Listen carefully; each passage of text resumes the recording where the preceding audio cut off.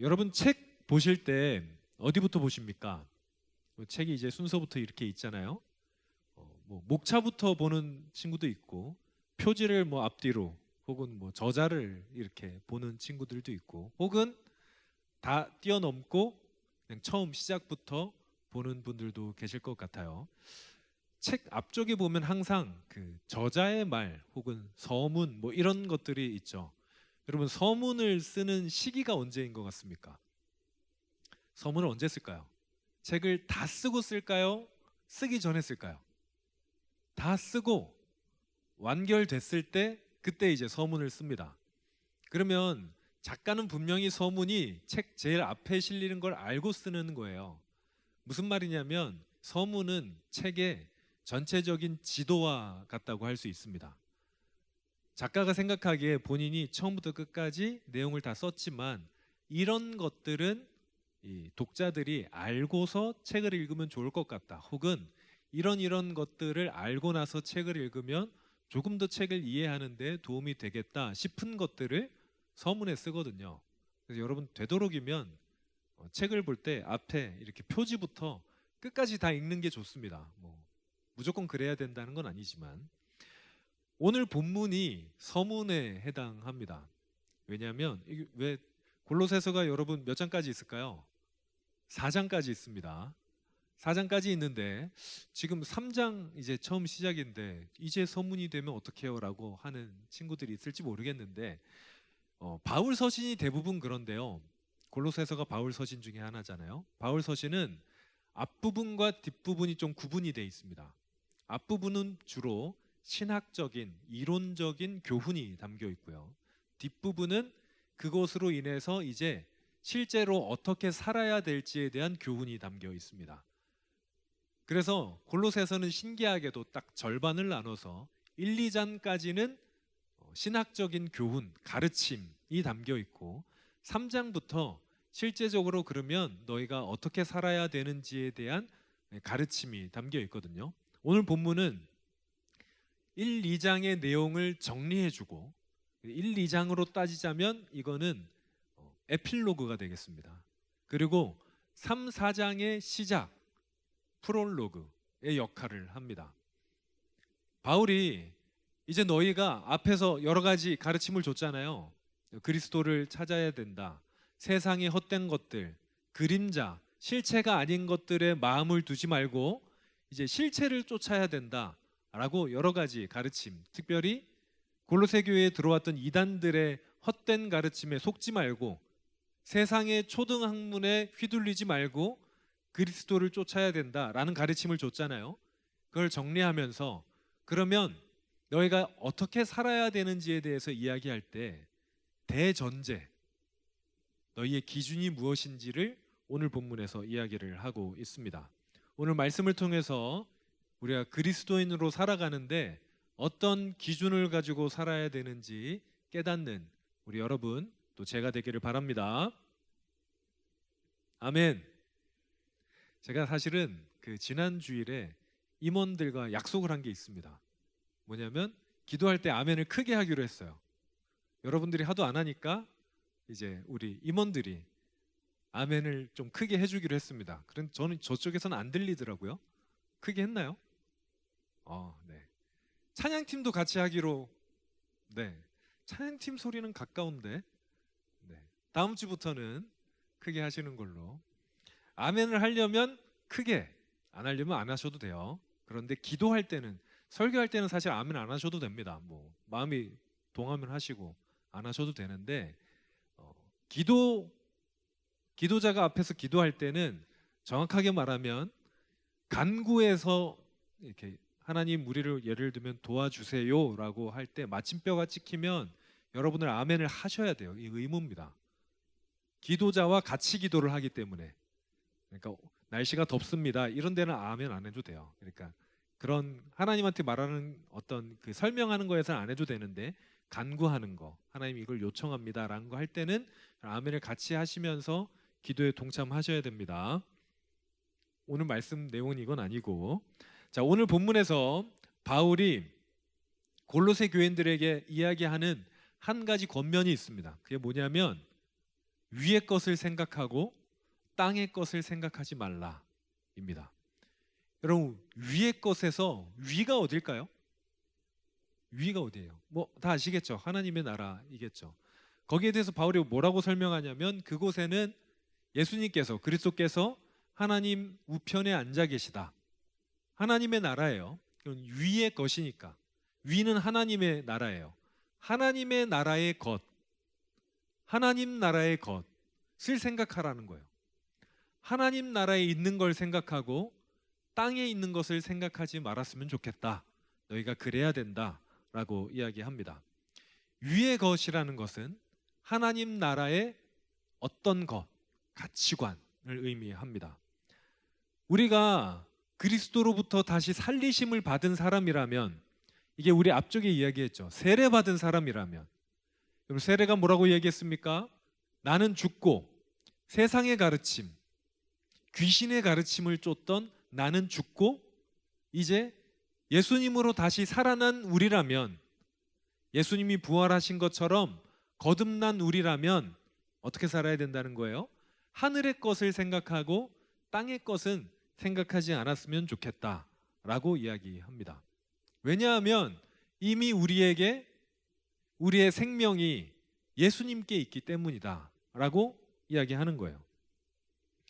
이걸 좀 쉬운 말로 풀면 이겁니다. 위의 것을 생각한다는 것은 우리의 가치를 하늘에 둔다는 거예요. 땅의 것을 생각한다는 것은 우리의 가치를 땅에 있는 것에 둔다는 겁니다. 위의 것은 뭡니까, 여러분? 하나님 나라의 것은 영원한 것, 그 가치가 훼손되지 않는 어떤 겁니다. 반대로 땅의 것은 유한한 것, 가치가 한정적인 것을 의미합니다. 여러분, 지금 여러분이 이제 가지고 있는 어떤 돈의 액수로 계산을 한번 해본다면 여러분이 지금 마음이 평안할 정도의 통장 잔고는 얼마가 됩니까? 나이마다 좀 다를 것 같아요. 20대 초반은 뭐 한 10만 원? 너무 작아요? 벌써 그렇게 비웃는 사람들은 20대 중반이 되셨습니다. 20대 중반 된 사람들만 비웃었어요, 방금. 뭐 저는 제 기준으로 제가 어렸을 때, 고등학교 때는 지갑에 10,000원짜리 지폐만 있으면 평안했었습니다. 다 할 수 있었거든요. 먹고 싶은 거 아무거나 먹을 수 있었고 가고 싶은 데를 아무 데나 갈 수 있는 돈이었어요. 그런데 이제 나이가 좀 들면서 여러분 보니까 한 10만 원에 비웃는 걸 봐서는 한 100만 원은 있어야겠군요. 네, 고개를 끄덕이시는군. 그 정도라고 생각합시다. 근데 여러분이 한 50년 지나요. 50년 지나면 그 100만 원이 지금의 가치가 있을까요? 안 그렇겠죠. 얼마 전만 해도, 불과 코로나 전만 해도 외식을 할 때 10,000원이면 웬만하면 해결이 됐어요. 그런데 이제 코로나가 시작되고 끝난 지 한 6년, 5년 됐죠. 2020년 초에 시작했으니까 5, 6년 만에 10,000원으로는 외식하기가 너무 어려워요. 고르기가 힘듭니다. 싸다김밥 가야 돼. 나머지는 안 돼요. 여러분, 이렇게 가치가 점점 줄잖아요. 가치가 변하는 거, 유동적인 가치는 땅의 것입니다. 쉽게 말하면 변하지 않는 가치, 말씀, 사랑, 이런 가치들은 하늘의 것이에요. 가치가 변하지 않는 것이 하늘의 것입니다. 그렇다면 땅의 것을 생각하지 말고 하늘의 것을 생각하라는 게, 그러면 가치가 변하는 이 세상의 물질들은 추구하면 안 되나요? 좀 더 쉽게 얘기하자면 우린 돈을 벌면 안 되나요? 라는 이 오해를 불러일으킬 수 있습니다. 그것이 아니에요. 제가 여러 번 이야기했지만 땅에 가치를 두지 말라는 것은 다른 말로 하면 내 삶의 기준을 이 땅의 가치에 두지 말라는 의미입니다. 내 삶의 기준이, 내 삶의 성공의 기준이 땅의 것에 두지 말라는 거예요. 하늘의 가치에 내 삶의 기준을 두라라는 의미입니다. 처음에 하나님께서 아담과 하와를 창조하셨을 때 아담과 하와의 가치의 기준은 하나님께 있었습니다. 그래서 아담이 무언가를 잘했다고 생각하고 혹은 잘못했다고 생각하는 그 선과 악의 기준이 하나님께 있으셨어요. 아담은 늘 하나님과 동행했고요. 하나님께 늘 여쭤보았습니다. 하나님, 이게 옳습니까? 아닙니까? 아담은 하나님의 뜻대로 행하는 사람, 기준이 하나님께 있었던 사람입니다. 그런데 어느 날 사탄이 뱀의 모양을 하고 아담을 유혹하죠. 사탄이 아담을 유혹하는 것은 무엇이냐면 선악과를 먹으라는 의미예요. 어떻게 얘기했습니까? 사탄이 아담에게 아담아, 하나님이 진짜 이 에덴 동산에 있는 과일을 하나도 먹지 못하게 하셨느냐라고 물어봤어요. 거짓말을 한 거죠. 아담이 이렇게 얘기합니다. 아니, 다 먹어도 되는데 선악과만 먹지 말라고 하시더라. 그러니까 사탄이 뭐라고 얘기하냐면 그 선악과 먹어도 돼. 먹으면 너가 하나님처럼 될 거야. 네 눈이 밝아져서 선과 악을 알게 될 거야 라고 이야기합니다. 그리고 아담이 선악과를 먹고 죄를 지었죠. 여러분, 그 의미가 무엇이겠습니까? 아담의 기준은 하나님께 있었는데 선악과를 먹었다는 의미는 무엇이냐면 이제 그 기준을 나에게 가져온다는 의미입니다. 선악을 판단하는 것이 하나님께 두었는데 이제 그 판단을 내가 하겠다는 거예요. 내가 보기에 옳은 게 옳은 거고 내가 보기에 옳지 않은 게 옳지 않은 게 되겠다. 이게 사탄이 말했던 너가 하나님처럼 될 거다의 의미입니다. 사람이 하나님의 자리에 서고자 하는 것, 그것이 무엇이냐면 이 세상의 기준이 나에게 맞춰지면 좋겠다라는 거예요. 그게 선악과를 따먹었다는 의미입니다. 쉽게 말하면 우리의 기준을 어디에 두느냐. 아담 때 인간이 죄를 저지르면서 원죄가 생기면서 인간의 원죄는 무엇이냐면 기준을 나에게 두는 거예요. 세상의 가치에 이제 우리의 기준을 두기 시작합니다. 내가 보기 좋은 것에 우리의 기준을 두기 시작합니다. 그래서 인간의 최초의 이 범죄 사건은 기준을 나에게 가지고 오는 거예요. 여러분, 그렇다면 그 원죄를 회복하신 인간의 죄를 사하시고 이제 우리가 하나님과의 관계로 나아가는 그 시점에서 우리는 어떻게 해야겠습니까? 선악과를 따먹었을 때, 기준을 인간에게 가져왔을 때 한해 벌어진 현상이 있습니다. 무엇이냐면 하나님과 인간의 관계가 단절된 거예요. 끊어진 거예요. 기준을 우리에게 두었을 때 관계가 끊어졌습니다. 예수님께서 오셔서 우리와 하나님과의 관계를 이어주기 위해서 십자가에 달리셨죠. 그러면서 우리를 초청하십니다. 뭐라고 하냐면 그 기준을 다시 하나님께로 돌려야 된다라고 이야기하는 겁니다. 기준을 다시 하나님께로 돌리는 것, 이게 위의 것을 생각하는 거예요. 위의 것을 생각하라는 의미는 기준을 하나님께 두는 것입니다. 그런데 그러면 여러분, 뭐가 하나님께 두는 거예요? 기준을 어떻게 할까요? 복잡하죠. 그래서 쉽게 생각할 수 있는 게 있어요. 기준을 우리에게 가져왔을 때 하나님과의 관계가 끊어졌잖아요. 그러면 하나님께 기준을 둔다는 것은 하나님과의 관계가 회복되는 것을 의미합니다. 그래서 하나님과의 관계의 기준을 두면 돼요. 우리 삶의 기준이 하나님과의 관계에 있으면 됩니다. 어떤 일을 할 때에, 어떤 선택을 할 때에 내가 누군가의 어떤 무언가를 진행할 때 기준이 어디 있어야 됩니까? 우리 삶에 이게 성공이고 이게 실패라고 할 때에 그 기준이 어디 있어야 됩니까? 하나님과의 관계에 두면 돼요. 여러분, 모든 인생을 성공적으로, 세상이 보기에 성공적으로 산 사람이 한 명 있다고 칩시다. 돈도 많이 벌었고 유명해졌고 모든 것이 다 사람들이 보기에는 성공한 인생 같아요. 그런데 그 사람에게 딱 하나 없는 게 뭐냐면 하나님을 알지 못해. 하나님을 몰라요. 반대로 힘들게 살았어요. 고난이 많았습니다. 몸도 그렇게 건강하진 않았어요. 그런데 하나님을 아는 사람, 하나님과 친밀하게 교제하고 매일 주님과 기도로 나아가면서 하나님을 찬양할 줄 아는 사람. 세상의 기준이라면 당연히 앞선 사람이 성공한 인생일 거예요. 그런데 하나님의 기준, 위의 것을 생각하는 사람들의 기준은 오히려 후자가 성공한 삶입니다. 여러분, 어디에 기준을 두겠습니까? 어디에 여러분의 생각과 가치관을 두시겠습니까? 하나님께서 오늘 말씀을 통해서 여러분에게 앞으로 골로새서에 보면 어떻게 살아라, 어떻게 살아야 된다라는 이야기가 많이 나오거든요. 그런데 그 대전제를 우리에게 말씀하십니다. 뭐냐면 나에게 기준을 두라라는 거예요.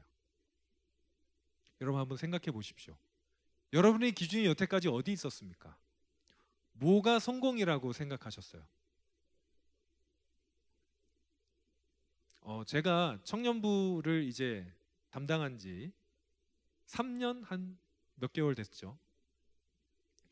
오늘 말씀을 준비하면서 하나님이 저한테 생각하게 하신 게 있어요. 뭐냐면 우리 청년부는 하나님과 더욱 가까워졌는가? 청년들이 하나님께 더 나아가게 됐는가? 아니면 그렇지 않은가를 고민하게 하셨습니다. 우리가 성공과 실패로만 모든 일을 나눌 수 없지만 우리가 그렇게 한번 고민을, 이것은 성공인가 실패인가를 고민해 본다면 기준이 이거여야 하니까요. 여러분, 우리 지난 시간을 한번 돌아봅시다. 우리 목자들은 목장을 한번 생각해 보세요. 내가 목자로서 우리 목원들이 하나님께 더욱 가까워지게 역할을 하였는가?